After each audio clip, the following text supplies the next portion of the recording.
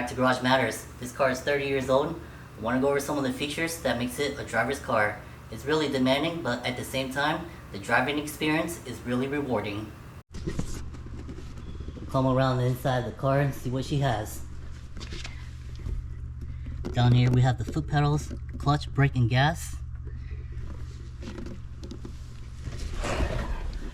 Over here we have a real manual e-brake.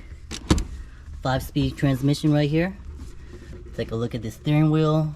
No airbag. No controls on here. Take a look on the back side. Nope. None of those fancy paddle shifters. No digital displays. All I need is just this big tachometer and speedometer, along with this boost gauge right here. Now this is an aftermarket boost controller. Sometimes I want to have fun. All I gotta do is just crank up the boost.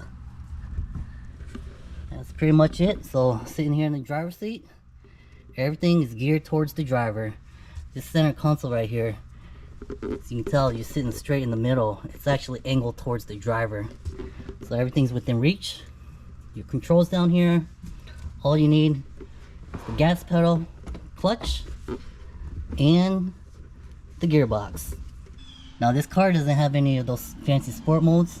Everything is done manually. So that's why I was saying this car is really demanding. You gotta do everything yourself.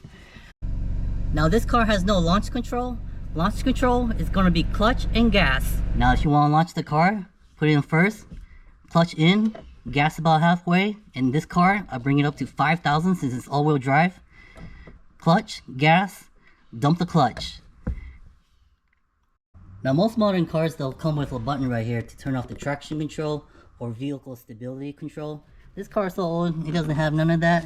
And that's okay. This car comes with a mechanical torsion differential that's gonna automatically send torque to the wheel that's losing grip. Now as far as rev matching, this car is so old and so demanding, you're gonna have to do it manually. Clutch in, brake, gas, clutch out, and then back on the gas. So now we're cruising down the road. Unfortunately, most cars that are made in Japan for the Japanese market didn't come with cruise control. So this car doesn't even have cruise control. And this is how you utilize cruise control on this car. Now we gotta talk about steering input. This vehicle still uses a hydraulic pump to assist power steering. Now why I like that is because I can feel all the little imperfections in the road. All that vibration that's getting transferred from the wheel to the steering wheel helps aid in the driving experience. Not only that, but it helps make the car feel like it's really fast even though it's really slow. Now let's take a look at this throttle body right here. This throttle body is still mechanically actuated through this cable that's hooked up to the gas pedal. So when you step on the gas, this cable is going to pull this butterfly valve that sits like this to block off the air. So when you step on it, it's going to move like this to allow air to go into the intake manifold. And with this butterfly valve open like this, you can actually feel the air that's vibrating across this butterfly valve through this throttle body cable and up into the gas pedal. You don't really see this anymore when it comes to modern vehicles. They've all migrated to drive-by-wire.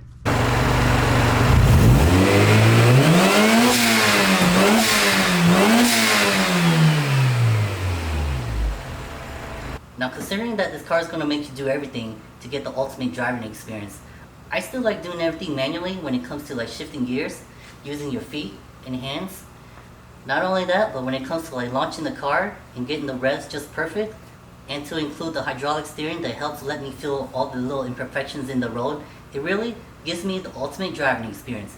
Even though this is an old car and it's gonna ask a lot from you, it's really rewarding when you drive a car like this. And maybe that's why I like driving older cars that are made in the 90s. They just have a different look and feel to them when you're driving them. And remember, join us next time on Garage Matters and hit the like and subscribe button.